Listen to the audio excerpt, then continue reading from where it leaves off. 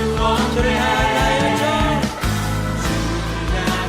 나의 열정, 나의 열정 멈출 수 없습니다. 멈출 수 없네. 나 기쁨에 춤추리. 내 모든 슬픔 바꾸셨네. 나 기쁨에 춤추리. 내 모든 삶 주 안에 있네. 할렐루야. 주날 보냈으니 어찌 잠잠하리. 어찌 잠잠하리. 기쁨에 찬송 드리리. 주내 죄 사했으니 주내 죄 사했으니 어찌 잠잠하리. 기쁨에 경배 드리리. 주를 향한 나의 사랑 멈출 수 없네. 멈출 수 없네. 나의 열정 멈출 수 없습니다. 멈출 수 없네. 멈출 수 없네. 나 기쁨에 춤추리. 내 모든 슬픔 바꾸셨네. 나 기쁨에 춤추리. 내 모든 삶 주 안에. 다시 한번. 나 기쁨에 춤추리. 나 기쁨에 춤추리. 내 모든 슬픔 바꾸셨네. 나 기쁨에 춤추리. 내 모든 삶 주 안에 있네.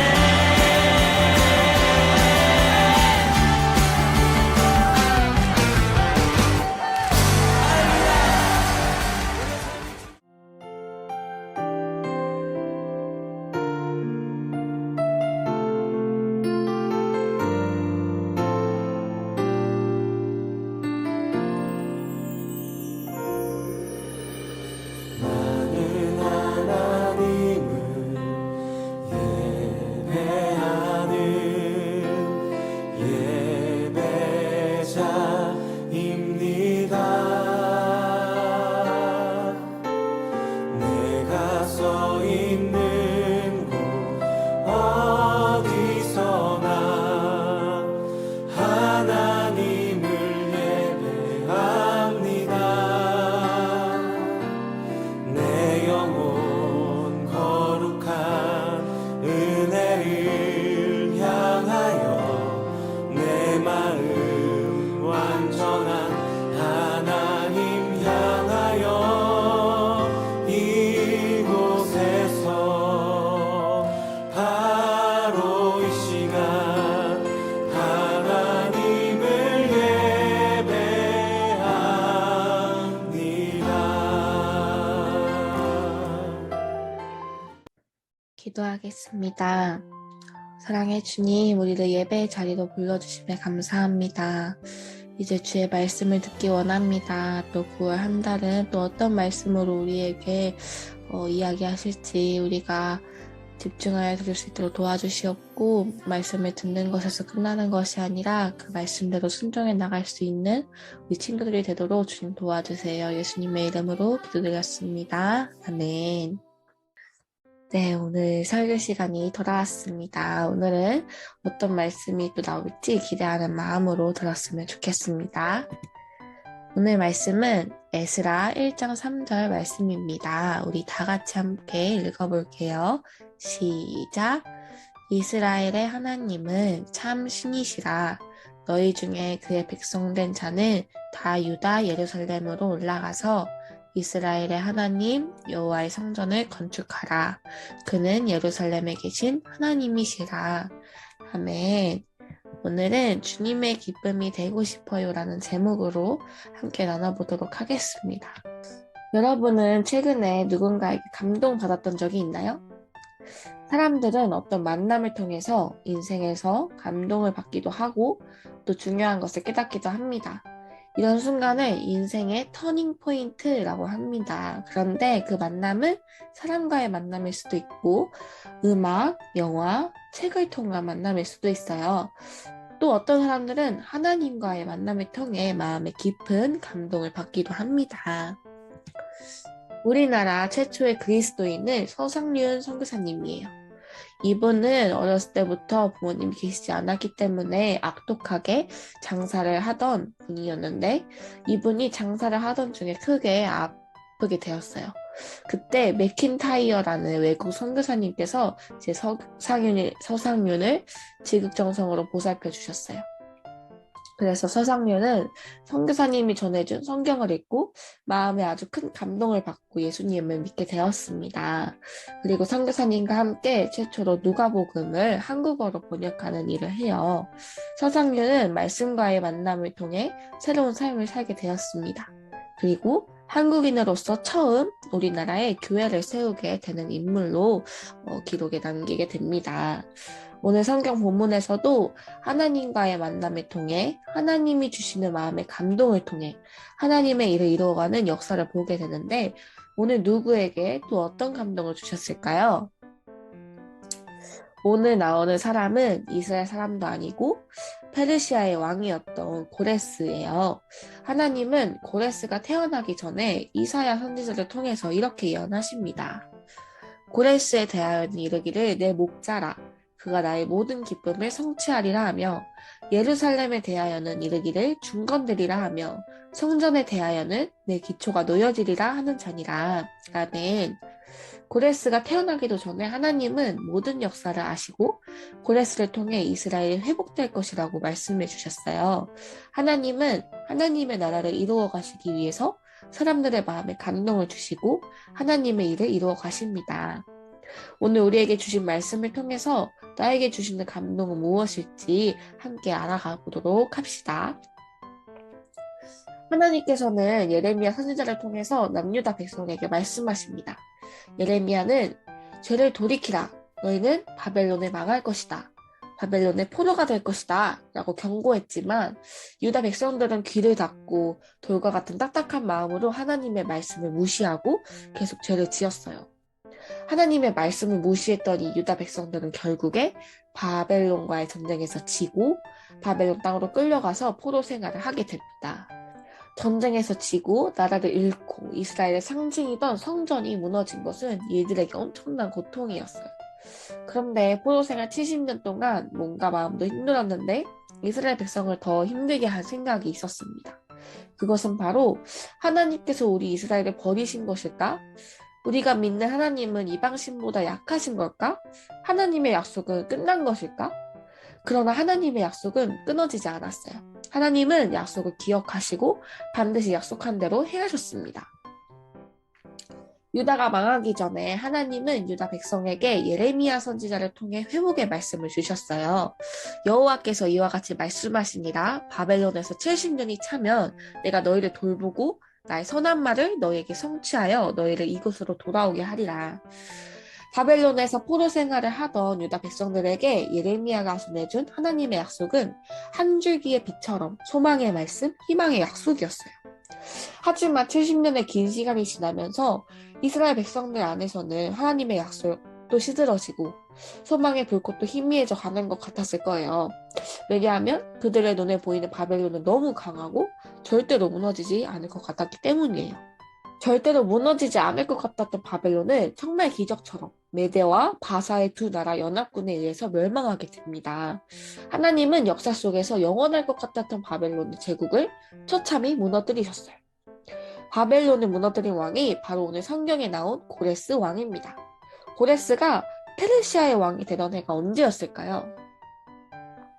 그 해는 바로 유다 나라가 멸망한 지 70년이 되는 해였어요. 하나님께서는 예레미야를 통해 어떤 약속을 해주셨는지 기억이 나나요? 바로 포로에서 70년이 차면 고향 유다로 돌아가게 해주시겠다는 약속이었죠. 하나님은 예레미야를 통해 하신 약속을 이루시기 위해 고레스 왕의 마음을 감동시키셨어요.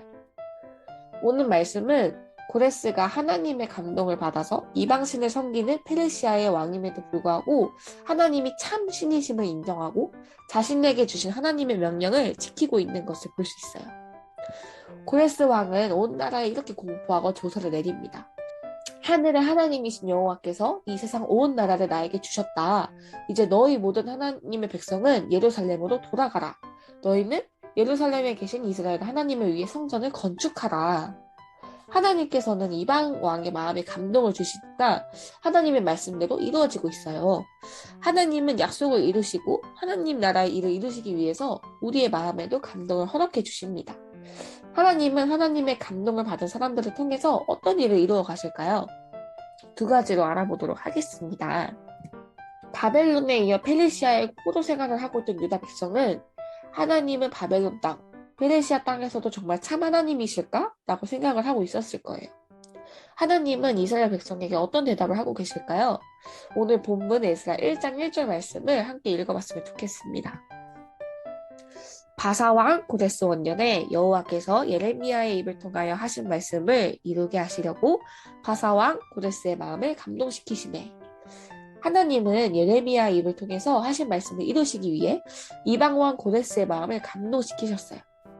하나님께서는 선지자 예레미야에게 바벨론에게 유다가 멸망하기 전 이렇게 말씀하십니다.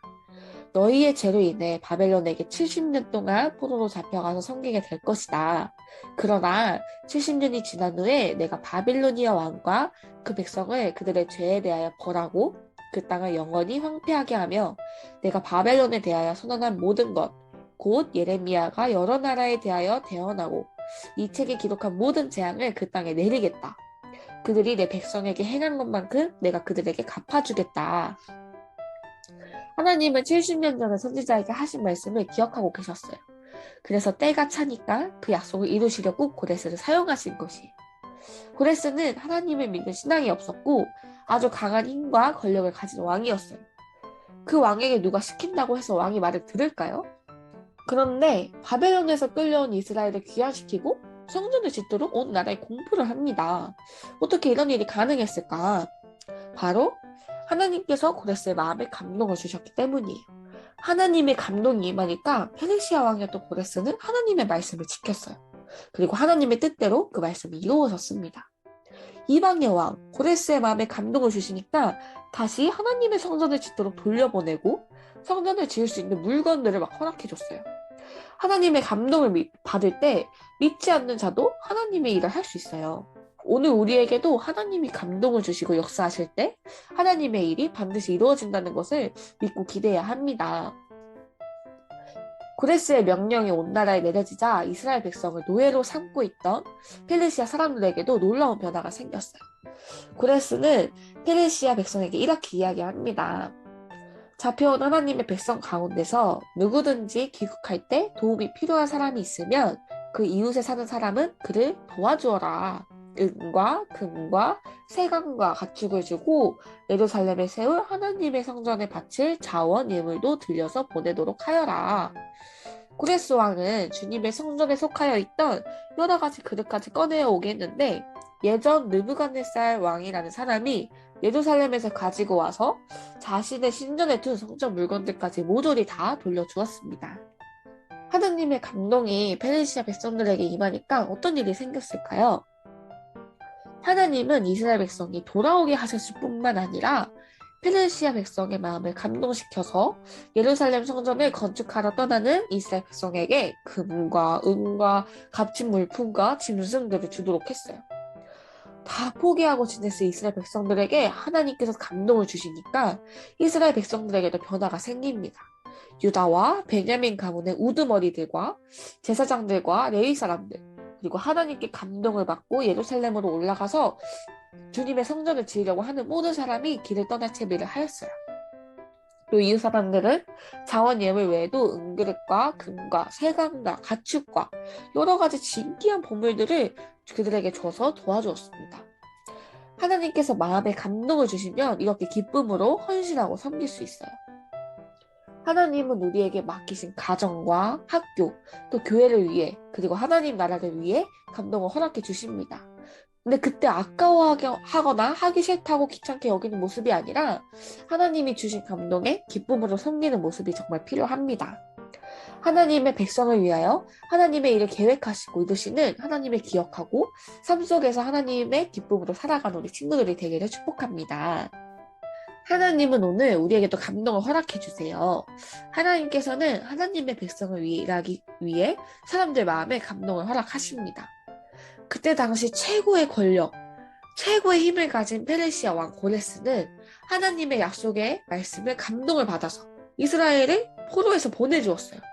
그리고 하나님께서 페르시아 백성들에게도 감동을 주시니까 이스라엘 백성들이 돌아갈 수 있도록 힘껏 도와주었죠.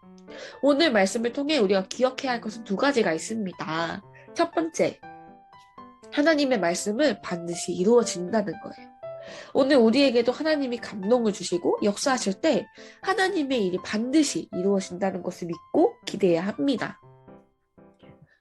두 번째, 하나님이 주신 감동에 기쁘게 헌신해야 해요. 하나님이 주신 감동에 기쁘게 헌신하고 순종하는 것을 통해서 하나님의 일에 나도 참여하게 되기 때문입니다. 하나님의 나라를 위해서 하나님은 우리에게 감동을 허락하세요. 그때 우리도 기쁜 마음으로 동참하기를 원합니다. 하나님은 우리의 작은 헌신을 통해서도 하나님의 멋진 일을 우리에게 보여주실 거예요. 혹시 우리 친구들 중에 나는 아직 하나님이 나에게 어떤 감동을 주셨는지 모르겠어요 하는 친구들이 있다면 기도해 봤으면 좋겠어요. 하나님은 우리 마음에 착한 일을 시작하시고 이루시기를 기뻐하시는 분입니다. 거창하고 거대한 일이 아니어도 괜찮아요. 갑자기 우리 마음에 하나님의 말씀을 읽고 싶은 감동이 생기기도 하고 암송해야겠다는 감동이 생길 수도 있고 또 친구에게 예수님을 전하고 싶은 마음이 들 수도 있어요. 이 모든 마음은 바로 우리에게 주시는 성령 하나님의 감동입니다. 하나님께서는 우리의 마음에 주시는 감동을 따라 하나님의 기쁨을 되는 삶을 살아가는 우리 친구들이 되길 바랍니다. 함께 기도합시다. 사랑해 주니 감사합니다. 우리가 오늘 또 고레스 왕의 모습을 통하여 또 페르시아 백성들과 이스라엘 백성의 모습을 통하여서 하나님께서는 하나님이 계획하신 일을 다 이루시고 또한 그 일을 이루시기 위해서 각 사람의 감동을 주시고 또 그 감동을 우리가 그냥 지나치는 것이 아니라 순종하였을 때 하나님께서는 정말 놀라운 일을 이루신다는 것을 오늘 말씀을 통해 배웠습니다. 우리 친구들에게 지금도 하나님께서는 감동을 주시고 계시다는 것을 우리가 알게 하여 주시옵고 그 감동이 무엇인지 깨닫게 하여 주시옵고 큰 것이 아니더라도 정말 작은 것이더라도 하나님의 기쁘시게 하기 위해서 우리가 무엇이든지 하는 우리 친구들 될 수 있도록 주님 함께 해주세요. 예수님의 이름으로 기도드렸습니다. 아멘. 네, 광고 시간입니다. 거리두기 4단계가 10월 3일까지 연장되었어요. 그러나 우리 초등부는 인원이 많지 않기 때문에 다음 주부터는 대면도 함께 예배를 드리도록 하겠습니다. 그래서 우리 올 수 있는 친구들은 함께 와서 우리가 얼굴을 이렇게 만나서 또 같이 예배 드렸으면 좋겠습니다. 또 우리가 모일 수 있게 되었기 때문에 우리 친구들이 요한복음을 다 썼으면 좋겠지만 무슨 친구들도 있을 거라고 믿어요. 그렇게 생각이 들어요. 그래서 우리 친구들이 지금까지 요한복음을 얼마나 썼는지 진행 상황을 알려주면 참 좋을 것 같아요. 안 알려준 친구들은 전도사님이 연락하도록 하겠습니다. 우리 다음 주에 또 만나기를 기대하면서 우리 이제 주기도문 함고 예배를 마치도록 하겠습니다.